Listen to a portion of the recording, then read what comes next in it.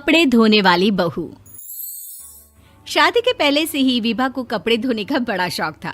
कभी नल के नीचे तो कभी तालाब के पास। अरे मेरी नीली वाली लुंगी नहीं दिख रही है।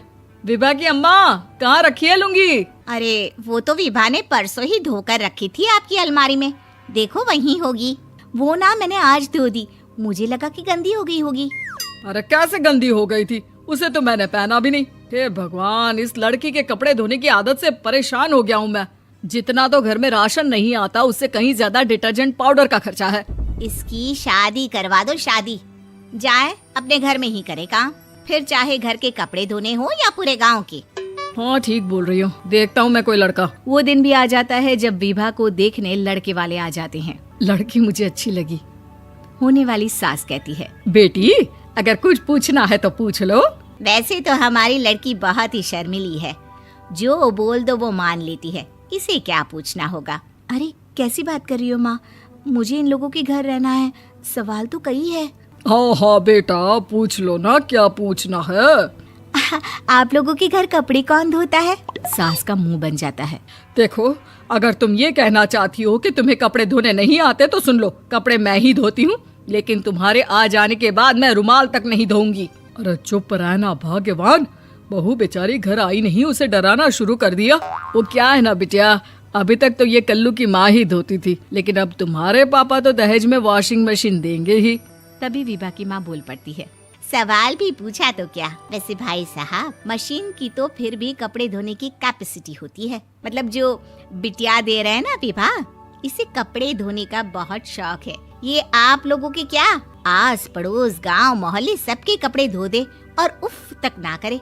बाहर देखा नहीं आपने कितने कपड़े सूख रहे हैं, सब हमारी बिटिया ने ही तो धोए हैं। बस भी करो ना माँ, शर्म आ रही इतनी तारीफ सुनकर।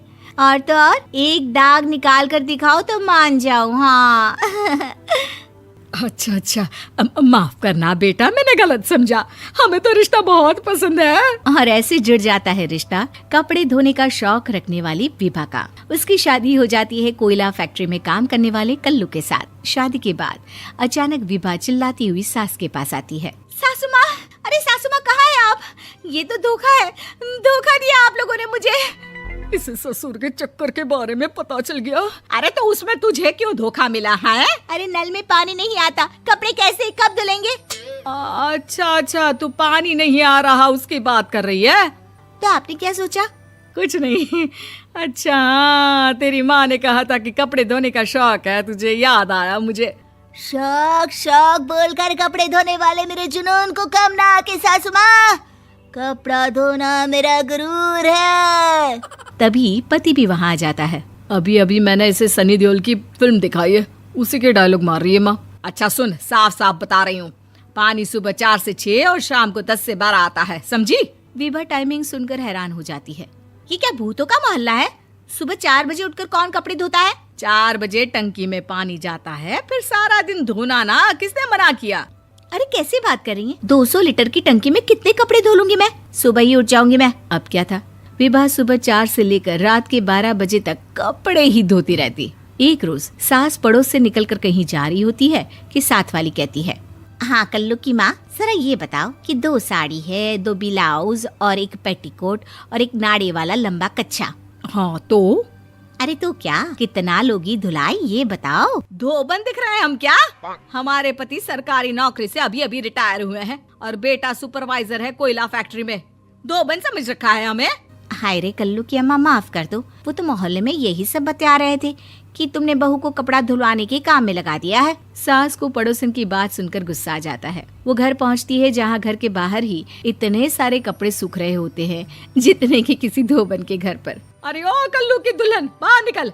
माँ जी यहीं आ जाओ, बाथरूम में चादर धो रहे हैं हम। अरे अभी हम धोते हैं, तुमको बाहर निकलो। ये आस पड़ोस वाले बोल रहे हैं कि हम बहू से कपड़े धुलवा कर उसे कपड़ा धोने वाली बना दिए हैं।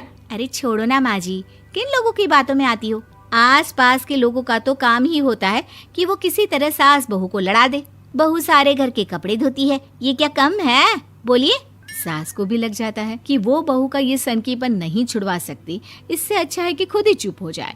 एक रोज सास और बहू मंदिर जाते हैं, जहाँ सास की साड़ी वहाँ खड़ी भीख मांगने वाली से मिलती है। माँ जी क्या बात है, आपकी साड़ी उस भिखारन से कितनी मिल रही है ना? हाँ हाँ, देखो तो दोनों की साड़ी मिल रही है। क्या बात है कल्लू की अम्मा, तुम खुद को तो अफसर की बीवी बताती हो और ऐसी सिंपल सी प्लेन साड़ी पहनकर घूमती हो। सिंपल और प्लेन नहीं है ये साड़ी। तो क्या सोने के धागे से फूल बने हैं? कुछ भी सासू माँ, कुछ भी। हाँ, बने थे इस साड़ी में सोने के धागे से फूल। मेरे पति लेकर आए थे मद्रास से स्पेशली मेरे लिए 10,000 की। ताहे भाई साहब इस भिखारन के लिए भी सेम टू सेम साड़ी लेकर आए होंगे 10,000 की। सास उस वक्त तो कुछ नहीं कहती, लेकिन बहू के साथ घर आती है और अलमारी से एल्बम निकाल कर लाती है। ये साड़ी देख रही है, ये वही साड़ी है जिसे मैंने अभी पहना था। इस साड़ी में ये जो चमकदार फूल दिख रहे हैं ना, ये सोने के धागों से काटे गए हैं।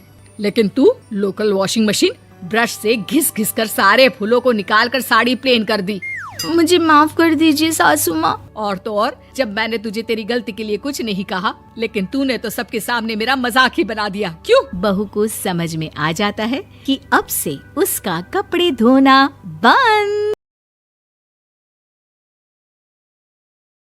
कंजूस सास सुरेखा अपने पति देव, बेटे अर्जुन और बहू गीता के साथ अपने एक छोटे से घर में रहा करती थी। सुरेखा बहुत ही कंजूस किस्म की औरत थी। ऐसे ही एक दिन सुरेखा हाथों में सब्जी का थैला लेकर मार्केट जाने लगती है। तभी उसका पति देव सुरेखा से कहता है, अरे भाग्यवान, बाजार जा रही हो तो कुछ पतंगे ले आना, कल मकर संक्रांति है ना। तभी वहाँ सुरेखा की बहू गीता भी आ जाती है और वो अपनी सास से कहती है, और माँ जी साथ में दही, चूड़ा, गजक, रबड़ी, मूंगफली ये सब भी ले आना। पता नहीं कैसा पति, बहू और बेटा मिला है। हर समय पैसे को उड़ाने की सोचते रहते हैं। ये नहीं कि कुछ पैसे बचा लो और इन फिजूल के खर्चों को कम करो। अरे बहू, इन सब चीज की क्या जरूरत है? घर में बनाए तो है तिल के लड्डू, उन्हीं से काम चल जाएगा। ये बोलकर सुरेखा मार्केट जाती है और मार्केट से आते हुए देव और अपने बेटे के लिए कुछ पतंगे खरीद लेती है। घर आने के बाद कितने पैसे खर्च हुए सुरेखा उन सभी का हिसाब करने लगती है। तभी अर्जुन वहां आता है। माँ, पापा ने आपको पतंग लाने को कहा था ना, उनमें से कुछ पतंग देना तो। मैं पापा के साथ ऊपर पतंग उड़ाने जा रहा हूँ। अरे पर बेटा, वो पतंग तो तेरे पापा ने मकर संक्रांति के लिए मंगवाई थी, इसलिए कल ही उड़ाना, आज रहने दे। माँ, आपकी ये कंजूसी करने की आदत कभी नहीं जाएगी। आप मुझे पतंग दो, कल के हम कल देख लेंगे। मार्केट में पतंग खत्म नहीं हुआ है, अगर कम पड़ेंगे तो हम और ले आएंगे। अर्जुन के बोलने पर ना चाहते हुए भी सुरेखा को पतंग देना पड़ता है और अर्जुन कुछ पतंग लेकर छत पर उड़ाने के लिए चला जाता है। थोड़ी देर बाद उनके दरवाजे पर उनकी पड़ोसन सुमित्रा आती है और सुमित्रा गीता के हाथ में कुछ तिल के लड्डू देती है। जिसके बाद गीता भी किचन में से कुछ तिल के लड्डू एक टिफिन में पैक करके सुमित्रा को देने के लिए जाने लगती है। तभी सुरेखा रसोई में आ जाती है और गीता के हाथों से टिफिन लेकर बोलती है, अरे बहू, ये क्या कर रही है? टिफिन भर के लड्डू देना जरूरी है क्या? अब सुरेखा टिफिन के सारे लड्डू निकालकर उसमें बस एक लड्डू रखकर टिफिन गीता को वापस कर देती है। अब ठीक है, ले आप जाकर ये टिफिन सुमित्रा को दे दे। पर माँ जी, उन्होंने हमें इतने सारे लड्डू दिए और हम उन्हें ये एक लड्डू देंगे, अच्छा थोड़ी ना लगेगा। अरे तो क्या हो गया, उनके घर में भी तो लड्डू बने हुए हैं ना। और अगर इसी तरह टिफिन भर भर के तू पड़ोसियों को लड्डू बांटने लगेगी तो सारे लड्डू खत्म हो जाएंगे। फिर तेरे ससुर और तेरा पति दोनों कहेंगे, लड्डू तो तुमने दिया ही नहीं, अब हम अपने स्टाफ को क्या दें? इसलिए इतना ही काफी है, जा आप दे दे। एक काम कीजिए माँ जी, ये लड्डू आप खुद ही सुमित्रा आंटी को दे दीजिए, मैं नहीं जाने वाली। ये बोलकर गीता वहां से चली जाती है और सुरेखा खुद जाकर सुमित्रा को तिल के लड्डू का टिफिन देती है। सुमित्रा टिफिन देखकर हैरान हो जाती है और मन ही मन खुद से कहती है, इस कंजूस ने आज टिफिन में लड्डू दिया है, जरा टिफिन खोलकर देखूं तो। जैसे ही सुमित्रा टिफिन खोलकर देखती है, उसमें एक लड्डू देखकर सुरेखा से कहती है, अरे बहन, इतने सारे लड्डू देने की क्या जरूरत थी?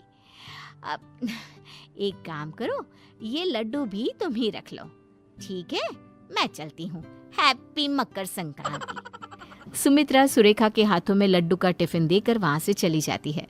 जिसके बाद सुरेखा अपने कमरे में जाकर पतंगों को गिनने लगती है। तभी देव वहां आ जाता है। सुरेखा, जल्दी से कुछ पतंग दो ना, मेरी सारी पतंग कट गई है। क्या? सारी पतंग कट गई? अरे तुम दोनों बाप बेटे पागल हो गए हो क्या? मकर संक्रांति कल है, पतंग कल उड़ानी है, आज नहीं। पर तुम दोनों ने तो आज ही सारे पतंग उड़ा उड़ा कर खत्म कर दिए। अब नहीं है पतंग, जाओ। अरे भाग्यवान, तुम्हारी कंजूसी करने की आदत कब जाएगी? पतंग है तो पतंग लेकर ही आए हैं उड़ाने के लिए। हाँ तो पर कल उड़ाना ना पतंग। अब अर्जुन को भी नीचे बुला लो, खाना खाने का समय हो गया है वैसे भी। जिसके बाद सुरेखा के कहने पर देव अर्जुन के साथ नीचे आता है और सब खाना खाने बैठते हैं। खाना खाने के बाद गीता सबके लिए तिल के लड्डू लेकर आती है और सबको 2-2 तिल के लड्डू दे देती है। ये देखकर सुरेखा अपनी बहू से कहती है, अरे ये सारे लड्डू आज ही खत्म कर देगी क्या? पहले तो सुमित्रा के लिए इतने सारे लड्डू पैक कर दिए और अब सबको घर में बांट रही है। अरे मकर संक्रांति कल है, कल कुछ नहीं करेगी क्या? माँ जी, अभी बहुत सारे लड्डू बचे हुए हैं, अगर उनमें से कुछ खा भी लिए तो क्या फर्क पड़ेगा? अगर लड्डू कम पड़ गए तो तेरे ससुर जी और अर्जुन के ऑफिस में कहाँ से लड्डू जाएंगे? सोचा भी है तूने? अरे जानती है ना इन दोनों बाप बेटे को, मकर संक्रांति खत्म होते ही ऑफिस में सबको लड्डू बांटने का शौक है। माँ जी, हद होती है कंजूसी की भी। ये बोलकर गीता वहां से अपने रूम में चली जाती है। सुरेखा भी मुंह बनाकर अपने कमरे में चली जाती है। अगले दिन मकर संक्रांति का दिन होता है। सब लोग जल्दी से नहा धोकर तैयार हो जाते हैं और मकर संक्रांति मनाने लगते हैं। कुछ देर बाद देव, अर्जुन और गीता पतंगबाजी के लिए तैयार हो जाते हैं। जिसके बाद गीता सुरेखा के पास जाती है और कहती है, माँ जी, आज के लिए पतंग खरीदी थी ना, अब तो आप हमें पतंग दे सकती है ना, ताकि हम छत पर जाकर पतंगबाजी कर सके। हाँ हाँ देती हूँ। ये बोलकर सुरेखा पतंग लेने के लिए जाती है, जहाँ उसने अपने 2 पालतू तोतों को रखा होता है। उन तोतों को देखकर सुरेखा खुद से बोलती है, सबको पतंग उड़ाने की पड़ी है, पर कोई एक बार भी इन बेचारे पक्षियों के बारे में नहीं सोचता जो खुले आसमान में उड़ रहे होते हैं।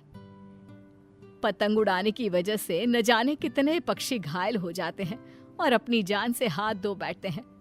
पतंग उड़ाने के लिए सब पूरी तरह से तैयार हो जाते हैं और अपनी सेफ्टी भी कर लेते हैं ताकि उन्हें चोट ना लगे, पर पक्षियों के बारे में कोई नहीं सोचता।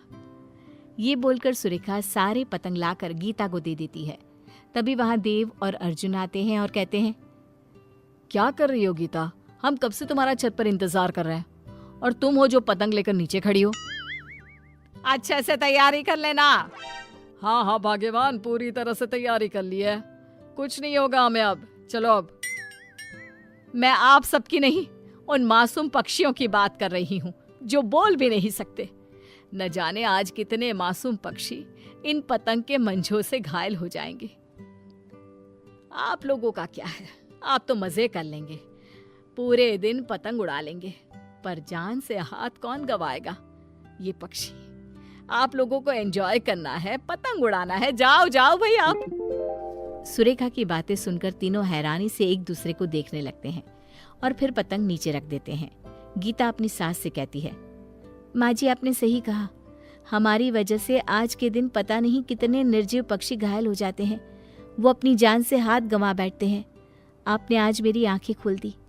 मैं आज ये पतंग नहीं उड़ाऊंगी, बाकियों को उड़ाना है तो उड़ा सकते हैं। सुरेखा, तुम भले ही कंजूस हो, पर आज तुमने हम सबको एक बहुत अच्छी सीख दी है, इसलिए आज से हम लोग भी पतंग नहीं उड़ाएंगे और ऐसे ही मकर संक्रांति मनाएंगे। सही कहा पापा, हम हमेशा अपना मजा पहले सोचते हैं, लेकिन कभी उस मजे में किस तरह इन बेजुबानों को नुकसान पहुंचा रहे हैं वो नहीं सोचते। पर आज के बाद ऐसा नहीं होगा। जिसके बाद गीता, देव और अर्जुन पतंग नहीं उड़ाते और उसकी जगह परिवार के साथ समय बिताना, छत पर बैठकर दूसरे लोगों को देखना और पड़ोसियों के साथ गप्पे लगाना, गेम्स खेलना और इस तरह दिन का मजा लेना जारी रखते हैं।